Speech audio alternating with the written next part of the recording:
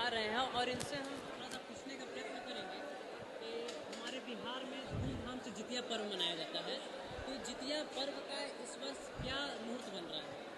Shri Radhe. Channel कौन सा आपका? पीडी बिहार। सबसे पहले तो बीडी बिहार तुलसी तपोवन यूट्यूब चैनल और तमाम मीडिया के प्लेटफार्म पर जुड़ करके और आप यह कार्यक्रम आप देख रहे हैं, और इसमें इन्होंने मुझे पूछा है जीवत पुत्र का व्रत कौन सी तारीख में है, कौन सी तिथि में है। बिहार में इसको ज्योतिया व्रत कहते हैं, कहीं जगह इसको जीवंत पुत्र व्रत कहते हैं, कहीं इसको जीवितिका पुत्र का व्रत के नाम से भी इसको जाना जाता है। अपने अपने क्षेत्र के अनुसार इस व्रत का नाम है। और मैं कहूँगा कि यह व्रत अष्टमी के दिन मनाया जाता है, और उदिता के हिसाब से देखा जाए तो पूर्ण रूप से अष्टमी 7 तारीख को है। जैसा कि हमने पढ़ा है वो ये है कि अष्टमी में यदि सप्तमी पड़ती है तो इस व्रत को बिल्कुल त्याज्यत कर देना चाहिए। तो यदि 6 तारीख को आप यह व्रत करते हैं तो 6 तारीख को सप्तमी 9:00 से लग रही है, इसलिए 6 तारीख यानी शुक्रवार को यह व्रत नहीं हो सकता। सूर्य उदिता में 5:45 बजे 5:43 पर सूर्य भगवान उदित हो रहे हैं 7 तारीख में, और उस दिन 8:00 तक अष्टमी है, इसलिए उदिता के हिसाब से यह व्रत पूरे दिन माना जाएगा। इसमें जीवत पुत्र का इस अष्टमी के व्रत में माताएं छठ पूजा की तरह संपूर्ण नियमों का पालन करती हैं, और ये व्रत बड़ा कठिन है। इसमें यहाँ तक कि निर्जला एकादशी में जल का आचमन भी कर लेते हैं। इस व्रत में तो जल की बूंद दांत के अंदर जाती नहीं है, इतना कठिन व्रत है। बच्चों के उत्थान के लिए, तरक्की के लिए, और बच्चों के जन्म के लिए, और बच्चों की आयु के लिए, विशेष रूप से बच्चों की आयु के लिए यह व्रत किया जाता है। राजा शालिवाहन के पुत्र थे जिनका नाम है जीतोवाहन। बड़े अद्भुत ये राजकुमार हुए हैं, और इसमें उनके एक गोबर में पीली मिट्टी डालकर उनकी प्रतिमा बनाई जाती है, और उससे उन्हें रुई के द्वारा उन्हें सजाया जाता है, और इसमें उनकी पूजा होती है।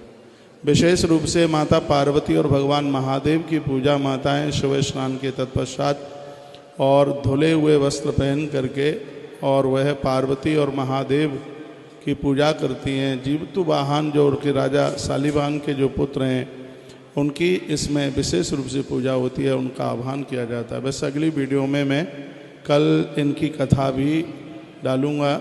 जो ज्योतिया पुत्र जो अष्टमी है, इस कथा को सुनने से राजा शालिवाहन और उनकी घरवाली ने इसी व्रत के माध्यम से अपने पुत्र के प्राण बचा लिए। लंबी कथा है, वो मैं आपको निवेदन करूँगा। हमारे 18 महापुराणों में तो भविष्य पुराण में इन सभी कथानकों का वर्णन किया गया है। इसे आप अंधविश्वास मत मानिए।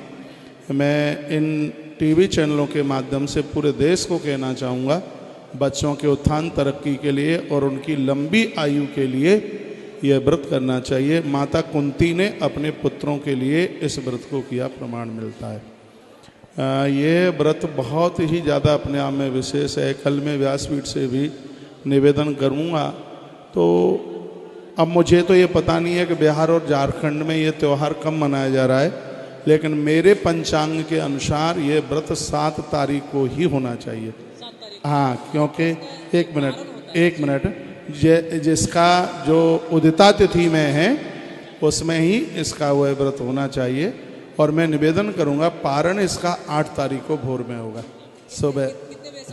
सुबह इसका पारण सुबह ही है, सूर्य उदित के बाद में, और 8:33 से पहले इसका पारण हो जाएगा। तो उस दिन इसका पारण आप कीजिए। इसकी कथा भी मैं कल सुनाऊंगा। बहुत बहुत धन्यवाद है, आप अपने चैनल से और ये माताओं के लिए विशेष जानकारी वाली बात उनके पास तक पहुंचा रहे हैं। मैं आपको कन्फ्यूज नहीं करूंगा। यदि 7 तारीख को व्रत करने से जितना पुण्य होता है वो सब आपका, और जो अपराध होता है वो सब मेरा।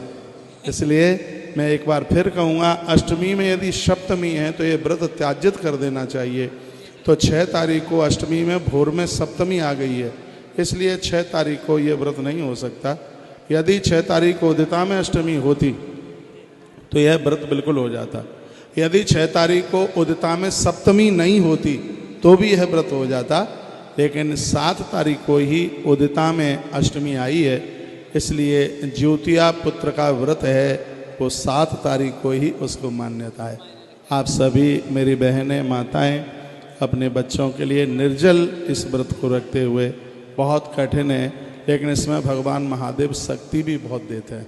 और मैंने जैसा कि पढ़ा, इस व्रत के करने से हवा, बयार, सर्प, बिजली, पानी में डूबकर और ऐसी तमाम घटनाएं हैं, इन सब में भगवान महादेव उस जीव की रक्षा करते हैं। तो माताएं अपने बच्चों की दीर्घायु के लिए, लंबी उम्र के लिए और भादों के महीने के तत्पश्चात जो क्वार का महीना आता है, जिसको कृष्ण पक्ष के नाम से जाना जाता है, और ये पितर पक्ष में, श्राद्ध पक्ष में हर वर्ष यह अष्टमी चल करके आती है, और इसमें माताएं निर्जल व्रत करती हैं अपने बच्चों की दीर्घायु के लिए।